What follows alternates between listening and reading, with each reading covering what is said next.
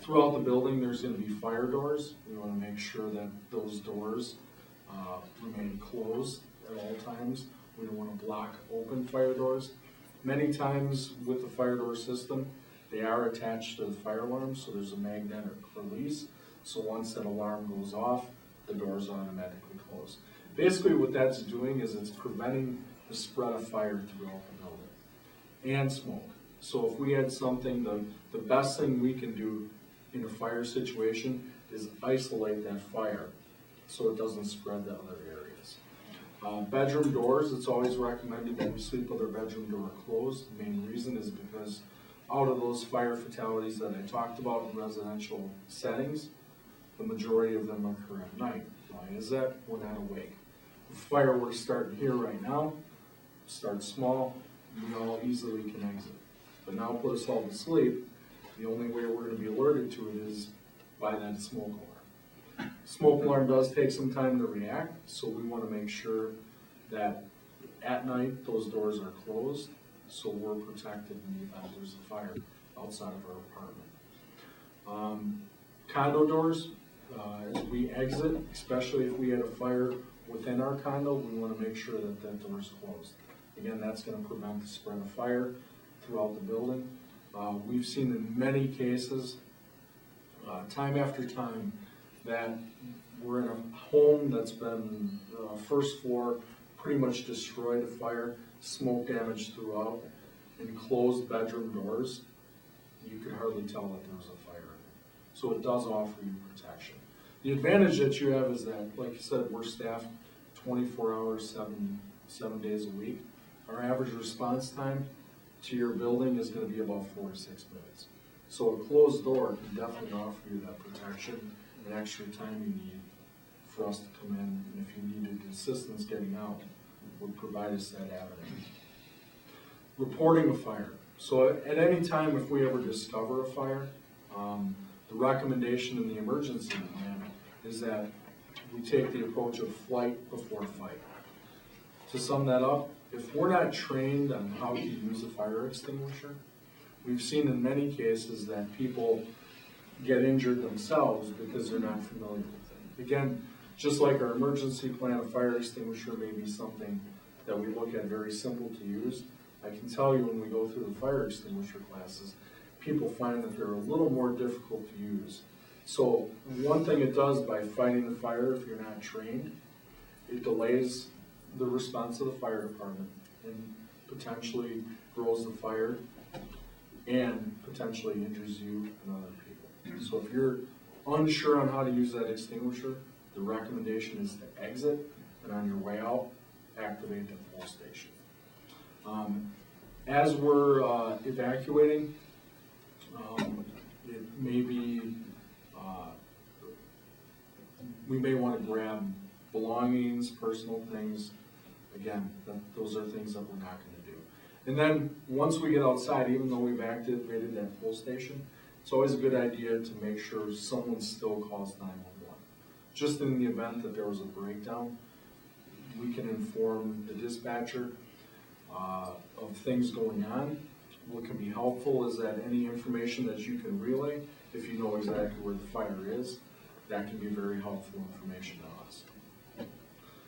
So if the alarm is sounding, so now let's pretend for a second we're in our apartments, middle of the night, we hear the alarm sounding, okay?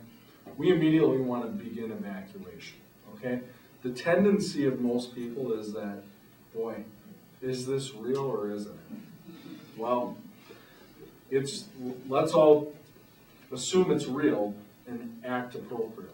Because again, going back to the 3 minutes and 42 seconds, there isn't time to decide whether it's real or not.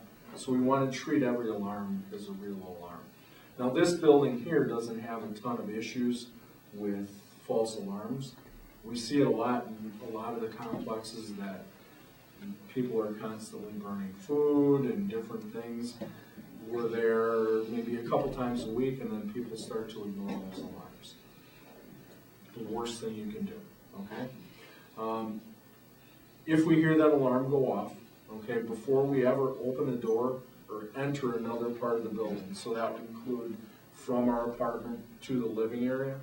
We're gonna feel the door, okay? If the door is hot, we're not gonna open that door, we're gonna remain in our room, okay? If we open the door and we see smoke blocking our paths, again, we're gonna close that door and retreat. We'll talk a little bit more about the concept of staying in a room or staying in our apartment a little further in the presentation. We want to make sure that our exit paths in the hallways and corridors, again, feeling the door, opening, make sure that our paths are not blocked. This might be a point where the primary exit that we've planned out for ourselves, we may have to have a secondary exit. So it's important as we're looking around the facility to identify the closest, most appropriate, as well as a secondary means of exit. Consider using the buddy system if you know that you live next door to someone that either might be hard of hearing, have a physical disability. It may be a good option to knock on the door and alert them. We don't want you to spend an exaggerated amount of time, but if there's a means to alert them, it's always a good idea. Like we've talked about, use the closest, most appropriate exit. And again, just because the alarm's sounding, it doesn't hurt as we walk out to activate that pull station, just to be sure. The things we don't do, we've already talked about this. We're not going to ignore the alarm. We're not going to gather belongings, okay? Pets will tend to follow us. If we were in a smoke situation, we always recommend, just like we do with the kids, you're going to crawl underneath the smoke. Pets are already built for that. They're low to the ground. Smoke during a fire is going to rise. Our oxygen levels are going to be much higher down below. But like I said, if we're completely blocked, smoke to the floor, we're going to retreat back. We're going to take, we'll talk about that a little further. We never use the elevator during a fire, okay?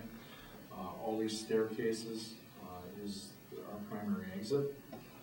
We're never going to re-enter the building for anything until an all clear is given. There's no possession that's worth you going back in for. And if someone you know is in that building, the best people to send in there to get them out are the fire department. We have the equipment to do it. We're trained to do it. We can be much more efficient at doing it. The concept of what I talked about is the shelter in place. So shelter in place is a means of finding a safe location indoors, staying there until an all clear is given or you're told to evacuate. So you may be asked in certain situations, weather related, an active shooter, and a fire, to remain sheltered in place. So when we look at that, when our primary exit is blocked, then we cannot exit our condo, okay? Like I said, a closed door, and we can even further ensure or buy some more time by putting a towel underneath the crack of the door, whether it's the door to the hallway or our bedroom, and we can get to a patio, okay? One of the first things we do when we show up on scene is we do a complete 360 of the building. We're looking for people that are trapped, okay? We're not going to be able to find you in a closet. We're not going to be able to find you in a bathtub. You may laugh to hear those things, but in my career we have found people in all those locations because they feel that they can hide from the fire, maybe from the bathtub, and won't be affected by it. So the thing is to get to a window, wave a sheet, blanket, something, flashlight during the nighttime to alert us, and we're able to get you out, okay? The other times we may shelter in place is if we have a physical impairment. So maybe after hearing, well, don't use the elevator, and you're going to say, I have no other way to get down. Sheltering in place again, because that closed door offers us protection, okay? When the fire department shows up, Holly and I have discussed already about getting a tenant list in the Knox box to list people who may have those impairments, and we can address those people as needed. There's been many times that we've had active fire in buildings that we've been able to leave residents in place because they're in an unaffected lane. And sometimes the best way for us to effect rescue is to leave them in place. Some examples would be, if it's 10 below zero, it wouldn't make sense for us to evacuate people out into the elements where they could be exposed to other injuries. So if we feel confident enough that we can put hose lines and people in place to protect other wings, we will do something like that and tell you to remain in your apartments until we give you the all clear. The different meeting areas are listed in your escape plan. I'm not going to cover those line by line. It's something you can review. The purpose of the meeting place is that in a building like this, it's going to be really difficult for us to have accountability.